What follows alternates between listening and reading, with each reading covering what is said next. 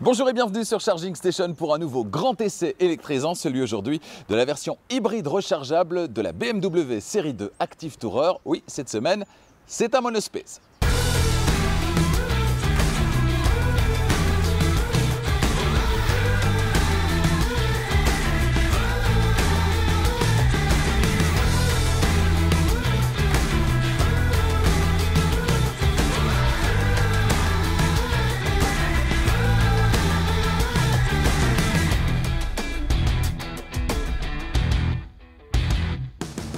Cet essai vous est proposé par Arval, solution de leasing pour professionnels et particuliers, et Autoscout24, la plus grande plateforme en ligne de voitures neuves et d'occasion en Europe. Dans la série des véhicules hybrides rechargeables chez BMW, après l'essai de la BMW série 3 Touring il y a quelques semaines, c'est-à-dire un break, eh bien intéressons-nous cette fois à un monovolume. C'est la BMW série 2 Active Tourer, le best-seller du constructeur allemand BMW. Ici, dans sa version hybride rechargeable la moins puissante, c'est la version 225e. Alors face à la déferlante actuelle de SUV, le constructeur allemand BMW a-t-il raison de s'entêter à proposer un monovolume tel que cette série 2 Active Tourer? Autrement dit, y a-t-il encore des avantages, un intérêt à rouler aujourd'hui en 2023 dans un monovolume, et à qui s'adresse ce type de carrosserie, ce type de véhicule?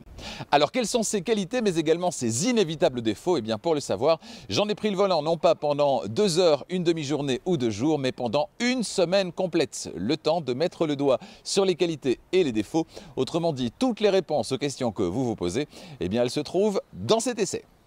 Comme à chaque fois, avant de démarrer cet essai, je vous invite à vous abonner à Charging Station si ce n'est pas déjà fait. Et n'oubliez pas d'activer la clochette des notifications pour être prévenu dès qu'une nouvelle vidéo électrisante est disponible. La semaine prochaine, on reste chez BMW. On ne sera plus dans du hybride rechargeable, mais bien dans du 100% électrique. Avec la version 100% électrique du BMW X1, ce sera le BMW iX1. Ensuite, en mai, d'autres essais électrisants chez BYD par exemple, le constructeur chinois Build Your Dreams qui débarque en Europe avec 3 modèles, la Atto 3, la Han et la Tang, avant l'arrivée d'autres modèles qui ont été annoncés très récemment d'ailleurs, on en reparlera. On va essayer la Atto 3 pour démarrer, une voiture qui ne manque pas d'intérêt, on verra lesquelles en mai sur Charging Station.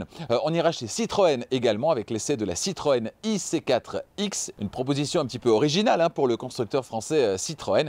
On verra ce que ça donne au terme d'une semaine à son volant. Je vous dirai tout là aussi à l'occasion d'un grand essai électrisant. Pour toutes ces bonnes raisons, abonnez-vous à Charging Station et activez la clochette des notifications pour être prévenu dès qu'une nouvelle vidéo électrisante est disponible. Allez, c'est parti, place à l'essai.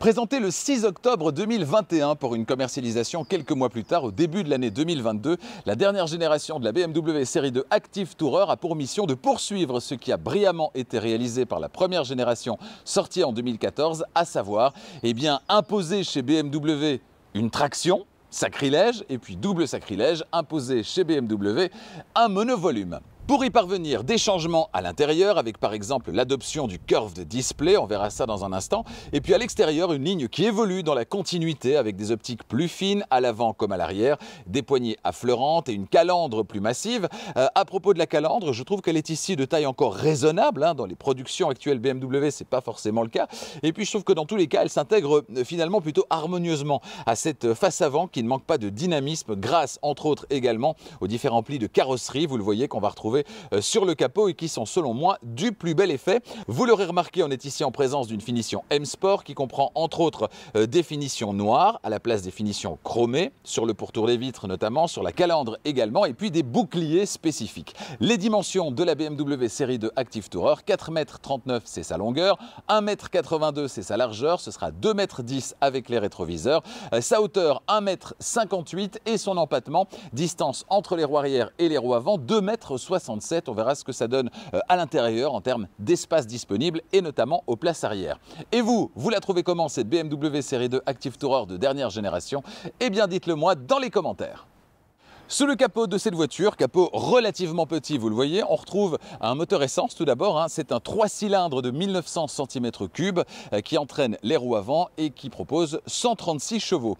Il est épaulé par un moteur électrique synchrone à aimant permanent situé lui sur le train arrière et qui entraîne évidemment les roues arrière. Il propose 109 chevaux, puissance cumulée 245 chevaux pour un 0 à 100 abattu en 7 secondes. Notez qu'une version supérieure est également disponible, la version 230e qui dispose elle d'une puissance combinée qui va jusqu'à 326 chevaux, voilà qui est encore plus musclé. Pour animer son moteur électrique, cette BMW dispose d'une batterie d'une capacité de 16,3 kWh brut, soit 14,9 kWh réellement utilisable au quotidien. Cette batterie doit permettre à ce véhicule de parcourir entre 69 et 80 km sur une seule charge, selon la norme théorique WLTP. Qu'en est-il dans la vraie vie? Les vrais chiffres auxquels je suis arrivé au terme de cette semaine d'essai, eh bien je vous les dévoile tout à l'heure. Pour recharger la batterie de cette BMW série 2 Active Tourer hybride rechargeable, ça se passe à l'avant du côté gauche, vous le voyez, et sous la trappe, on a un connecteur de type 2 pour la recharge sur le courant alternatif, celui qui circule dans nos rues et dans nos maisons, c'est la recharge du quotidien. Puissance du chargeur embarqué 7,4 kW. On aurait préféré du 11 kW, malheureusement ce n'est pas disponible. Durée d'une recharge complète jusqu'à 100%, eh bien 2h30 dans les meilleures conditions, c'est-à-dire si vous êtes connecté à une borne qui est capable de délivrer évidemment du 7,4 kW. Pas de recharge super accélérée avec cette voiture, pas de connecteur combo CCS et c'est normal, c'est le cas sur la plupart des voitures hybrides rechargeables. Ça n'aurait pas beaucoup de sens de vous arrêter tous les 40, 50, 60 ou 70 km pour faire un plein pendant X dizaines de minutes pour ensuite repartir et vous arrêter quelques dizaines de kilomètres plus loin. Ça n'aurait pas vraiment de sens. Il y a vraiment que sur les voitures hybrides rechargeables avec une très grosse batterie capable de parcourir beaucoup plus de kilomètres que là on aura effectivement un connecteur combo CCS pour la recharge sur le courant continu. Ce n'est pas le cas donc avec cette voiture. Concernant le carburant, ça se passe à l'arrière du côté droit et cette voiture elle permet d'accueillir 47 litres d'essence. 47 litres, c'est 2 litres de plus que sur les versions qui ne sont pas hybrides rechargeables, sauf que ces versions-là, contrairement aux versions hybrides rechargeables, elles peuvent opter en option pour un réservoir qui est 9 litres plus grand. C'est pas dispo malheureusement sur les versions hybrides rechargeables. De toute façon, c'est pas bien grave. Au quotidien, vous allez rouler essentiellement en 100% électrique et le réservoir à carburant, autrement dit le moteur thermique, il va servir principalement sur les plus longs trajets exceptionnels. 406 litres, c'est 9 litres de moins que sur les versions à hybridation légère, mais 64 litres de moins que sur les versions essence et diesel qui ne sont pas électrifiées. Et c'est la capacité du coffre de cette BMW série 2 Active Tourer en version hybride rechargeable. On ira jusqu'à 1370 litres, 1370 litres sur cette version avec la banquette arrière complètement rabattue. Banquette arrière qui est fractionnable 40-20-40, ce qui est d'ailleurs extrêmement pratique. Au niveau justement des aspects pratiques, eh bien on a à gauche un petit filet de retenue, à droite on a un petit espace de rangement qui est creusé dans le plancher du coffre. On a ensuite une prise 12 volts de type allume-cigare à droite. On a deux petits crochets pour suspendre des sacs sous la tablette qui est rigide, vous le voyez. Et puis on a également des crochets d'arrimage. Donc voilà les aspects pratiques qui n'ont pas été oubliés dans ce véhicule qui doit rester aussi un véhicule familial. Et puis sous le plancher du coffre qui est affleurant par rapport au seuil de chargement, eh bien on a encore des espaces de rangement qui vont permettre de glisser par exemple les câbles de recharge. Voilà pour l'aspect pratique, le coffre qui n'a pas oublié justement les aspects pratiques dans cette BMW série 2 Active Tourer version hybride rechargeable, même si le volume globalement n'est pas gigantesque, mais compte tenu des dimensions de la voiture, est parfaitement dans la norme. Avant de m'installer à l'avant et de vous faire découvrir le tableau de bord de cette voiture, me voici installé à l'arrière et sans surprise, j'étais un peu à l'étroit dans la BMW série 3 Touring hybride rechargeable. Je suis un peu à l'étroit dans cette BMW série 2 Active Tourer hybride rechargeable. Pourquoi? Parce qu'on parle de voitures qui utilisent des plateformes qui accueillent également des moteurs thermiques. Sur les voitures qui n'utilisent que des moteurs électriques et les plateformes qui n'utilisent que des moteurs électriques, eh bien on peut repousser les roues aux quatre coins. On a un très petit capot, des porte-à-faux qui sont très réduit à l'avant et à l'arrière et on peut maximiser l'espace intérieur. Je pense par exemple à la Smart #1 qui n'est pas non plus une grande voiture et qui pourtant peut m'accueillir à l'avant et moi-même aussi à l'arrière, c'est-à-dire 1,90 m devant et derrière. Ici, c'est pas le cas. Vous le voyez, je dois voyager avec les genoux de part et d'autre du siège avant. Alors certains m'ont déjà dit, ouais, mais 1,90 m devant et derrière, ça n'arrive quand même pas tous les jours. Vous seriez étonné quand même. Il y a pas mal de familles où on a des personnes qui sont relativement grandes. On a des grands adolescents. Les adolescents sont de plus en plus grands et c'est vrai que avoir de la place à l'arrière quand on a des adolescents, des grands adolescents, eh bien c'est assez intéressant, et c'est pour ça que les voitures qui sont sur des plateformes spécifiques 100% électriques, eh bien seront toujours favorisées. Je pense à la Hyundai Ioniq 6 qu'on a essayé la semaine dernière, qui était un salon à l'arrière, la Smart #1, je vous en ai parlé, toujours dans le groupe Hyundai Kia, il y a bien sûr la Hyundai Ioniq 5, la Kia EV6, etc. etc. Donc renseignez-vous si vous avez des grands adolescents, privilégiez les voitures qui sont construites sur des plateformes 100% électriques. Voilà, ceci étant dit, donc au niveau de l'espace, c'est pas terrible. Par contre, au niveau de la garde-toit, absolument aucun problème. Et tant qu'on parle du toit, eh bien parlons de ce toit ouvrant vitré qui est très généreux en termes de lumière. C'est très agréable quand on est installé ici à l'arrière. Pour le reste, alors, on a des petits filets à l'arrière des sièges avant, derrière le siège conducteur et derrière le siège passager. On entrevoit déjà des sièges avant qui sont spécifiques, hein, ce sont des sièges sport. Ils sont vraiment très très beaux, on verra ça dans un instant. La console centrale, l'arrière de la console centrale, il y a deux prises USB-C, les buses de ventilation, vous le voyez. Et puis tout en bas, on a également un espace de stockage, un petit espace de rangement. Clairement, si vous êtes assis sur la place centrale à l'arrière, eh bien vous allez devoir voyager avec les pieds de part et d'autre de ce mini tunnel qu'on a ici à l'intérieur en position centrale. Alors, s'il n'y a personne justement sur la banquette arrière, on va pouvoir abaisser la coudoir centrale et avoir à disposition eh bien, deux porte-gobelets. Ensuite, on peut également incliner la banquette arrière. Alors, vous le voyez là, l'inclinaison est maximale sur la partie de droite, ce qui n'est pas le cas sur la partie centrale. Vous voyez qu'il y a une belle différence. De quoi soit privilégier l'espace de stockage en redressant les sièges de la banquette arrière, les dossiers de la banquette arrière, soit en privilégiant le confort à l'arrière, en abaissant à ce moment-là, et c'est la formule qui est activée ici, en abaissant, en inclinant au maximum le dossier de la banquette arrière. Alors 1,90 m devant et derrière, c'est compliqué, vous l'aurez compris. 1,78 m devant et 1,90 m derrière, ça n'a rien à voir. Zoé vient d'avancer le siège avant et l'a réglé comme pour elle. Et bien, voyez qu'à l'arrière, j'ai nettement plus de place. Je peux glisser mes pieds en dessous du siège avant. Alors j'ai juste les cuisses qui ne reposent pas tout à fait sur la banquette, mais pour le reste, franchement, j'ai nettement plus de place. Donc 1,78 m devant et 1,90 m derrière, ça fonctionne. Bienvenue à bord de cette BMW série 2 Active Tourer, et la première impression à bord de cette voiture, eh bien, c'est qu'on est à la fois clairement dans une BMW de dernière génération avec le curved display, on va détailler ça dans un instant, et puis aussi dans une série 2 Active Tourer avec cette sensation typique d'être dans un monovolume comme on n'en fait plus ou plus beaucoup. Alors si comme moi vous aimez les volants épais, vous allez être aux anges dans cette voiture. Ce volant M, il est juste hyper agréable, on l'a bien en main, il fait partie des équipements, alors non pas de série évidemment, mais bien des équipements spécifiques avec entre autres les sièges sport qui sont inclus dans le pack M Sport dont cette voiture est équipée. Concernant les finitions, c'est du sérieux, les assemblages sont précis. Pour ce qui est des matériaux par contre, c'est très bien en partie supérieure, moins dans les parties inférieures et notamment au niveau de la console centrale hein, qui est du 100% plastique dur. Alors bon, au niveau du ressenti, on n'est quand même pas dans une Volkswagen ID3 avant restylage, mais ça reste voilà un petit peu dommage à ce niveau de prix et notamment avec ce logo au centre du volant. Et vous, que pensez-vous de cet intérieur? Eh bien, dites-le moi dans les commentaires. Allez, c'est parti pour la description du tableau de bord de cette voiture. Sur la portière conducteur en partie haute, on a la poignée d'ouverture, le verrouillage centralisé et puis les deux mémoires du siège électrique. En partie intermédiaire, les vitres et rétroviseurs électriques avec possibilité de les rabattre à la demande et puis l'ouverture de la trappe à carburant également. En partie basse, le vide-poche et l'ouverture-fermeture du coffre. Sur le tableau de bord, à gauche du volant, les éclairages avec le menu éclairage, la position automatique et le feu anti-brouillard arrière.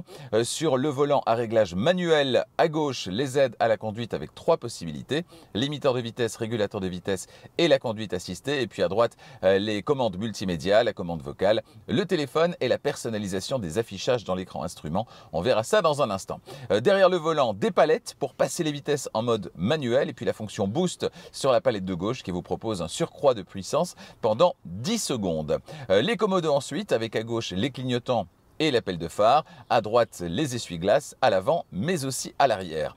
L'écran instrument ensuite d'une diagonale de 10,25 pouces qui est personnalisable via la petite roue crantée ici à droite sur le volant. On est sur l'OS 8 de BMW et donc on a une présentation qu'on a déjà vue dans d'autres voitures, notamment récemment dans la BMW série 3 Touring hybride rechargeable. Alors pas d'affichage tête haute sur cette voiture, donc pas de possibilité de personnaliser l'affichage tête haute évidemment puisqu'il n'y en a pas. Notez d'ailleurs que quand il y en a un dans cette cette voiture, c'est encore un affichage sur une lame en plexi qui sort du tableau de bord. On n'est pas sur la dernière génération de head-up display, d'affichage tête haute, c'est-à-dire l'affichage flottant au-dessus de la route devant la voiture. Donc au niveau de la personnalisation, ça va se limiter à l'écran instrument. On a la partie content, contenu, et à droite la partie layout. Concernant le layout, alors ici on est sur le layout un petit peu plus sportif, un petit peu plus épuré également. On peut aller sur quelque chose d'un petit peu plus riche, ou alors un peu la même chose mais un peu plus resserré. Voilà, moi je préfère l'affichage un petit peu plus épuré, donc ce sera celui-ci.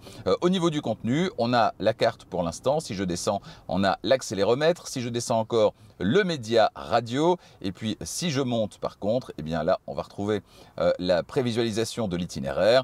On a les données de conduite également, et puis l'affichage réduit, c'est-à-dire uniquement la vitesse instantanée. Voilà, on va se remettre sur la petite carte, hein, c'est là que j'étais tout à l'heure. Voilà donc pour la personnalisation de cet écran, donc au niveau du contenu et au niveau du layout, c'est-à-dire de la présentation. Ensuite, dans le prolongement de l'écran instrument, on a l'écran d'infodivertissement d'une diagonale, lui, de 10,7 pouces. On va y revenir plus précisément dans la suite. Sous cet écran, un grand aérateur central, et puis à droite, le désembuage à l'avant et à l'arrière. Plus bas, la console centrale, avec pour démarrer un support de recharge par induction qui est assez étrange, hein, avec ce bras qui vient serrer le téléphone. Selon moi, une solution à la Tesla, plus inclinée avec deux espaces côte à côte, eût été plus convaincante.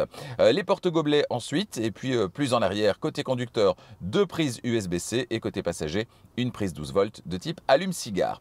En partie inférieure ensuite, un grand espace de rangement avec revêtement antidérapant, voilà, qui est plutôt bien vu. Et puis en partie supérieure, cette console flottante avec à gauche le bouton de démarrage, le sélecteur de vitesse et le frein de parking électrique. Et puis à droite, le menu caméra, les feux de détresse, le volume avec fonction mute en appuyant sur la roulette, les plages ou stations précédentes et suivantes, les modes de conduite, le menu des réglages de conduite et la fonction auto hold. Alors deux choses à vous montrer concernant le fonctionnement de ce tableau de bord. Le menu caméra, j'appuie sur le bouton ici et j'obtiens, alors dans cette voiture qui n'est pas équipée de la caméra 360, eh bien une vue arrière simple, mais pas que. On a bien sûr les capteurs de stationnement. Alors ici, vue stationnement, ici, vue assistance, l'assistance au parking, vous le voyez.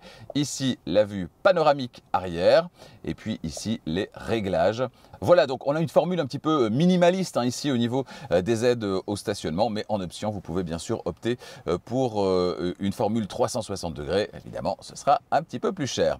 Au niveau des My Modes également, alors ça c'est intéressant, ce sont les modes de conduite, mais ce n'est pas uniquement des modes de conduite, c'est les modes de conduite et les modes d'ambiance quelque part. Donc bouton My Mode qui se trouve lui aussi, on l'a vu, sur la console centrale. On a quoi? On a Personal. Alors si j'active Personal, c'est la formule par défaut, c'est-à-dire c'est un peu le réglage standard, le mode de conduite standard avec des réglages équilibrés, vous le voyez, et une ambiance personnelle. Si je reviens en arrière, voilà, je rappuie sur My Mode. Au niveau des réglages, vous le voyez, on peut juste l'indiquer comme étant le mode de démarrage. Rien d'autre. Par contre, ce n'est pas le cas de tous. Si j'appuie sur My Mode et que je vais sur Sport, par exemple, celui-là peut être davantage personnalisé. Alors évidemment, au niveau du moteur, il va se mettre d'office en route, hein, puisque en mode sport, on a toute la puissance et donc forcément le moteur qui sera également sollicité à chaque instant. On a ici au niveau de l'écran instrument, ça passe en rouge, on a une présentation spécifique, mais pas que, parce qu'au niveau des réglages, propulsion, on peut la mettre en sport, sport plus ou confort. Même en réglage sport. En dynamique de conduite, on a sport, sport plus ou DSC off. Voilà, avec chaque fois des aides à la conduite qui du coup seront désactivées. Hein, vous le voyez dans Sport Plus et DSC Off, l'intervention sur les aides à la conduite, notamment au niveau du braquage, c'est désactivé. On va revenir en arrière. Au niveau de la direction, on a le choix entre sport et confort. Et puis, on peut réinitialiser les réglages. Donc, dans ce mode en particulier, on a davantage accès à la personnalisation. Efficient, c'est en général le mode éco. Ici aussi, on va avoir de la personnalisation, mais pas au niveau de la dynamique de conduite, plutôt au niveau des fonctions annexes. Donc ce qu'on vient de passer, ce sont les trois modes qui influent directement sur la dynamique de la voiture. Personal, c'est-à-dire le mode standard, sport, le mode sport, et efficient, c'est-à-dire le mode éco. Et puis après, on a des modes qui sont davantage des modes d'ambiance. On va avoir expressive, par exemple. Ici, vous voyez visualisation impressionnante et mise en scène lumineuse dynamique. Donc on va jouer sur les lumières, sur les ambiances, etc., etc. On va voir au niveau des réglages ce qu'on peut changer. rien au niveau de la conduite en tant que telle. On peut le mettre comme mode de démarrage, on peut activer les massages et réinitialiser. Donc ici, ça n'a pas d'influence sur la conduite en tant que telle. Le mode relax, ce sera la même chose. Au niveau des réglages, alors je le sens dans mon dos, le massage vient de se mettre en marche, vous le voyez. On a la climatisation également sur laquelle on peut influer. Et puis le mode de démarrage, donc vous pouvez décider systématiquement de démarrer en mode relax. Vous rentrez dans la voiture, d'office ce mode-là sera activé et vous avez le massage qui s'active d'office. C'est assez sympathique. Également Digital Art. Voilà, avec là aussi, eh bien, la possibilité, c'est très visuel, et la possibilité de uniquement le mettre en mode de démarrage, si vous souhaitez ce mode au démarrage de la voiture. Donc voilà, mode de conduite et mode de visuel, d'ambiance sont un peu mêlés dans cette voiture, dans ce système d'infodivertissement de dernière génération de BMW. Et vous le voyez, au niveau visuel, ça change absolument tout. On va le remettre sur le mode personnel, c'est-à-dire le mode standard. C'est amusant d'ailleurs de voir que le mode personnel en fait ne peut pas être personnalisé. C'est assez rigolo. Celui qui offre finalement le plus de personnalisation, alors pas au niveau de l'éclairage, mais au niveau de la dynamique de conduite, c'est bien le mode sport qu'on va retrouver ici. Voilà, donc on va rester sur personnel et on va revenir sur l'écran par défaut. Ensuite, plus en arrière, je le disais, ensuite sur la console flottante, on a entre les sièges l'accoudoir central qui s'ouvre de manière latérale vers le conducteur et puis qui renferme un petit espace de rangement, le grand espace étant situé bien en dessous. La boîte à gants, enfin, elle est de contenance correcte, sans plus, vous le voyez, boîte à gants qui dispose d'un petit éclairage qui est toujours le bienvenu. Voilà pour la description de l'intérieur de cette BMW série 2 Active Tourer 225e. Place maintenant justement au système d'infodivertissement. Le système d'infodivertissement qu'on retrouve dans cette voiture, c'est celui de dernière génération qui se généralise dans la gamme. On l'a vu dans la BMW iX, on l'a vu dans la BMW série 3 Touring récemment, hybride rechargeable, et puis dans celle-ci également, mais il est dans d'autres modèles de la gamme. Il se généralise donc avec cette présentation, avec des tuiles, hein, on le voit ici, on peut aller de gauche à droite, voilà. Avec des tuiles qu'on peut personnaliser. Hein. Si je reste appuyé sur ces tuiles, je vais pouvoir la changer de place, la supprimer, en faire arriver d'autres, etc. etc. On va revenir sur l'écran par défaut. Ici, à gauche, on a le menu qui permet d'accéder eh bien, au menu plus classique, hein, finalement, aux applications. Alors, soit les applications du véhicule, soit les applications d'infodivertissement, ou bien toutes les applications, voilà, qui sont dans ce cas-là mélangées. On peut revenir en arrière via ce sous-menu ici. Ici en dessous, le menu médias. Ici, on est sur la radio. On peut choisir la source audio par ici, radio ou Spotify en l'occurrence ici. On va revenir encore en arrière. On a le menu téléphone ici. Téléphone qui n'est pas raccordé, mais vous pouvez le raccorder par ici. Et vous avez accès à Apple CarPlay qui est sans fil dans cette voiture. Android Auto également est disponible, bien sûr. Et ici en dessous, vous avez la navigation avec ici de nouveau le petit menu qui permet de revenir en arrière ou de revenir sur les autres parties du menu principal qu'on retrouve ici. Donc voilà, tout ça est super réactif, évidemment, super bien agencé. On l'a déjà détaillé dans les autres modèles déjà essayés équipés de ce système. Quand vous avez Apple CarPlay et Android Auto, en fait, toutes les icônes ici remonte un petit peu et l'icône Apple CarPlay ou Android Auto se situe juste ici en dessous, donc facilement accessible. Ici, justement, facilement accessible également le menu climatisation. Alors certains regretteront qu'il n'y ait pas une barre de touche physique en dessous de l'écran, mais donc ce sera forcément sur l'écran. Cela dit, voilà, vous pouvez prendre appui ici et vous pouvez accéder au menu climatisation avec une personnalisation bien sûr de la climatisation qui est possible dans cette voiture, climatisation bizone. On revient en arrière. On a parlé donc ici des menus. Alors on a encore un menu qui apparaît par le haut, ne pas déranger, masquer les infos privées, les notifications, désactivation de l'écran et puis des suggestions ici en fonction de ce que vous utilisez plus ou moins régulièrement. La voiture va vous proposer des petits raccourcis ici via cette partie de l'écran. Voilà ce qu'on peut dire sur cette OS 8. On en a déjà beaucoup parlé. C'est franchement intuitif, c'est bien réactif, c'est moderne, c'est joli. Ça réagit bien. Voilà, certains regretteront d'avoir un petit peu trop accès au menu d'infodivertissement. Alors, je vous en parlerai sur la route. Effectivement, au niveau de l'ergonomie, il y a quelques détails, des choses qu'on aurait pu retrouver sur le volant, par exemple, qu'on ne retrouve que dans le système d'infodivertissement. On en reparlera sur la route et notamment en matière d'aide à la conduite. Mais pour le reste, franchement, ça fonctionne plutôt bien. Place maintenant à l'essai sur la route. Dès les premiers tours de roue, deux choses interpellent dans cette BMW. La vivacité de cette version hybride rechargeable tout d'abord, c'est pourtant la moins puissante des deux versions disponibles, c'est très agréable. Et puis l'agrément proposé par ce volant M Sport, très épais, je l'adore et je l'ai déjà dit. Pour le reste, si vous le souhaitez, eh bien vous pouvez demander à cette série 2 Active Tourer de démarrer systématiquement en mode électrique, un mode qui, dans tous les cas, sera adopté à basse vitesse, comme à peu près sur toutes les hybrides rechargeables et de manière assez logique. Les sièges qui équipent cette voiture d'essai, ce sont les sièges sport qui font partie du pack M Sport. Ils offrent un très bon maintien latéral. Les cuisses sont également très bien maintenues, même si des gabarits un petit peu plus imposants pourraient se sentir un peu à l'étroit au niveau de l'assise précisément. Le siège conducteur, il est ici à réglage électrique, on l'a vu, il y a deux mémoires, c'est une option. L'amplitude proposée au niveau des réglages, elle est largement suffisante pour que chacun puisse trouver sa position de conduite idéale. Cette voiture dispose également des sièges chauffants à l'avant, conducteur et passager, mais ça aussi, c'est une option. Sur cette voiture d'essai, au niveau des aides à la conduite, on va retrouver un régulateur de vitesse simple ou adaptatif. Vous pouvez d'ailleurs passer de l'un à l'autre via les menus du système d'infodivertissement, un limiteur de vitesse également, et puis aussi un mode de conduite assisté qui va combiner régulateur de vitesse adaptatif et maintien au centre de la voie. Là, il est précisément activé. Tout ça fonctionne très bien, même si le régulateur de vitesse adaptatif réagit de manière un peu vive quand quelqu'un vient s'insérer entre votre voiture et celle qui vous précède. Ça mériterait d'être un petit peu plus doux. Alors, rien à voir évidemment avec ce qu'on retrouve sur certaines voitures chinoises où là la réaction est carrément violente. Ici, non, c'est juste un petit peu trop vif, ça pourrait être un petit peu plus doux. Petit bémol également concernant la distance qui vous sépare du véhicule qui se trouve devant vous.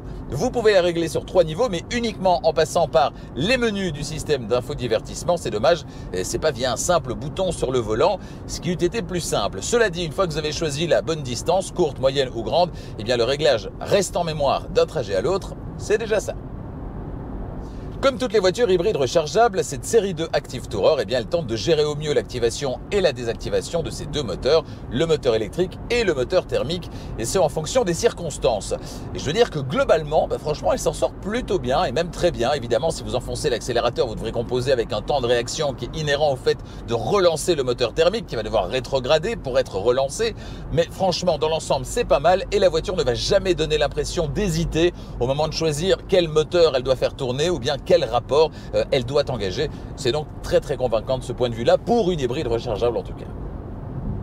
Un monospace peut-il être agréable, voire amusant à conduire? Eh bien oui, la preuve avec cette voiture qui s'en sort donc plutôt bien sur la route. En conduite calme, les suspensions font du très bon travail, les inégalités de la route sont bien filtrées, le maintien de la caisse sur des ralentisseurs par exemple, il est très bon.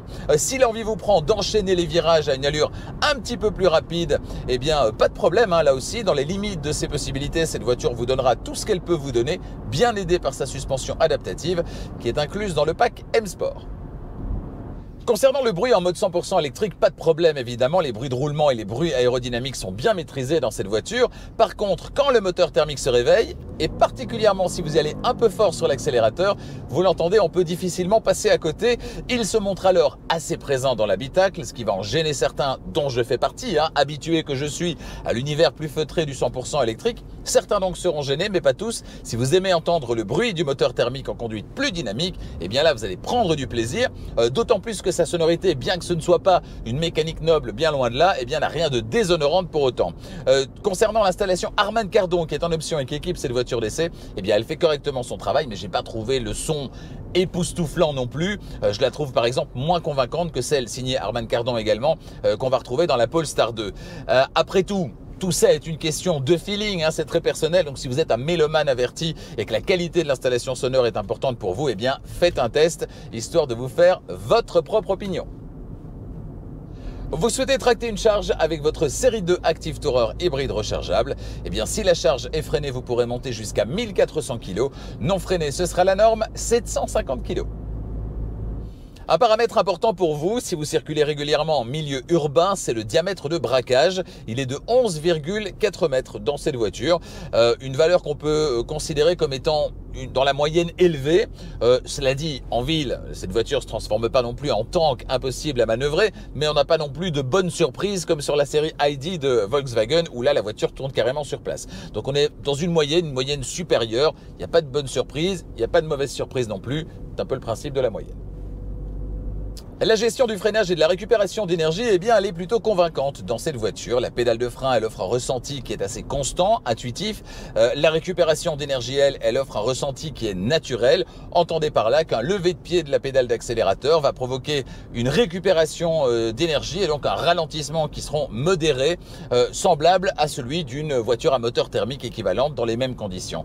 Le régulateur de distance par rapport au véhicule qui précède, eh bien, il fonctionne aussi lorsque le régulateur de vitesse adaptatif n'est pas activé. Autrement dit, quand vous levez le pied de l'accélérateur en ville, la réaction sera différente si une voiture se trouve devant vous ou s'il n'y a personne. S'il y a quelqu'un devant vous, eh bien la voiture aura tendance à davantage ralentir. Donc c'est les bénéfices du régulateur de vitesse adaptatif quand il n'est pas activé, mais qu'on en a clairement besoin, c'est-à-dire en ville, lorsqu'il faut s'adapter à la circulation. Autre point important, sur autoroute, celui-là, toujours concernant le freinage, quand vous êtes en régulateur de vitesse adaptatif, vous prenez une autoroute, vous la quittez pour en prendre une autre, et bien entre les deux, dans la bretelle de sortie, la voiture peut, si vous le souhaitez, s'adapter et réduire sa vitesse. Et ça, c'est très pratique, puisque normalement, ce que vous allez devoir faire, c'est quitter l'autoroute et donc désactiver le régulateur de vitesse et le réactiver une fois que vous aurez atteint l'autre autoroute. Là, pas du tout. La voiture sait via le système de navigation, eh bien, que vous êtes sur une bretelle de sortie, et tout ce que vous allez faire sur la bretelle de sortie, elle va le faire à vitesse plus réduite, 80 km/h à peu près, et ensuite reprendre la vitesse que vous aurez choisie au niveau du volant, eh bien, quand elle sera sur la nouvelle autoroute, et ça, c'est vraiment sympa. Sur toutes les versions, les phares sont évidemment à technologie LED, mais si vous le souhaitez, eh bien un petit détour par le catalogue des options vous permettra d'opter pour les phares LED adaptatifs qui offrent en permanence le meilleur éclairage possible en éteignant une partie du faisceau qui va correspondre à la voiture que vous suivez ou la voiture que vous croisez, tout en conservant un éclairage optimal ailleurs et notamment sur les bas-côtés, de quoi apercevoir à temps un animal qui s'apprête à traverser devant vous ou un enfant qui aurait décidé de rejoindre l'autre côté de la chaussée en ne regardant pas à gauche et à droite. Voilà qui est donc également un plus en termes de sécurité. Parlons consommation et autonomie réelle à présent, entre 69 et 80 km selon équipement, c'est l'autonomie théorique en 100% électrique qui est revendiquée par cette BMW, mais dans la pratique, qu'est-ce que ça donne? Eh bien cette semaine, j'ai roulé environ 600 km, toujours à 70% sur autoroute, mes trajets du quotidien, et plusieurs fois, eh bien, je suis parvenu à rouler une cinquantaine de kilomètres en 100% électrique, sachant qu'il a fait entre 5 et 10 degrés durant toute la semaine et que je suis donc à 70% sur autoroute, c'est franchement pas mal.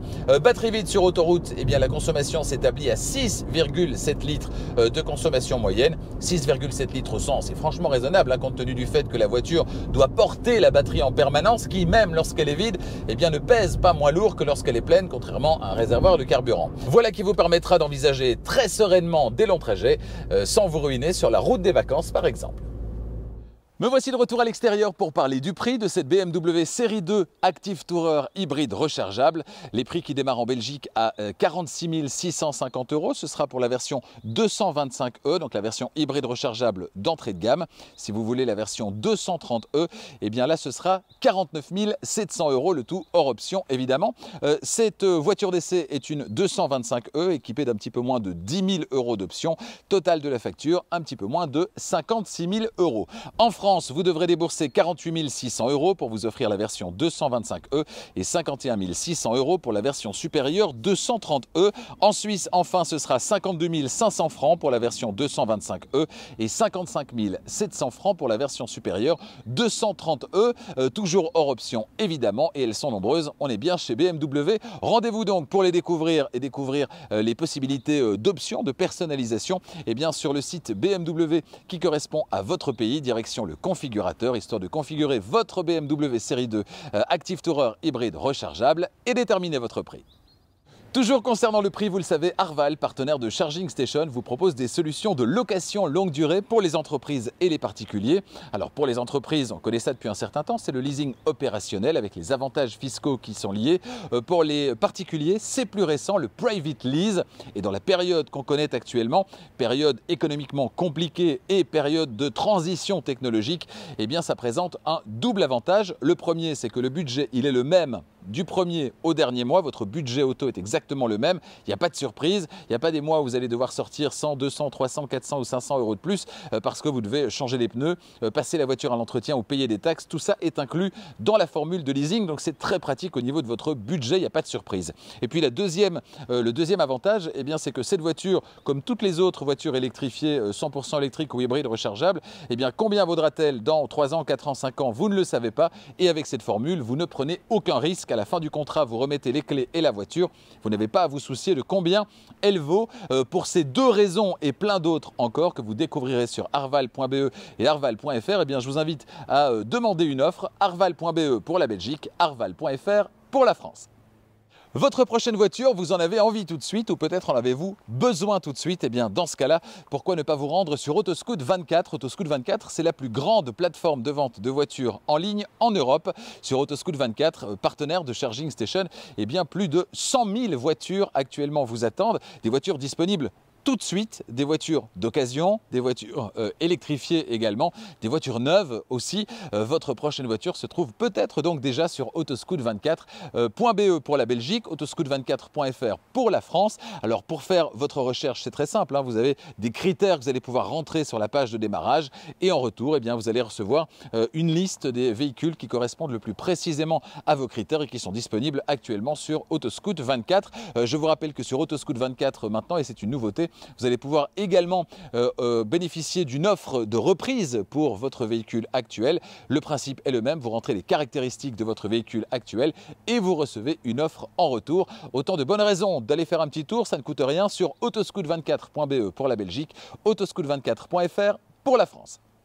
En conclusion, cette BMW Série 2 Active Tourer hybride rechargeable est-elle un choix judicieux, une offre pertinente aujourd'hui en ce début d'année 2023?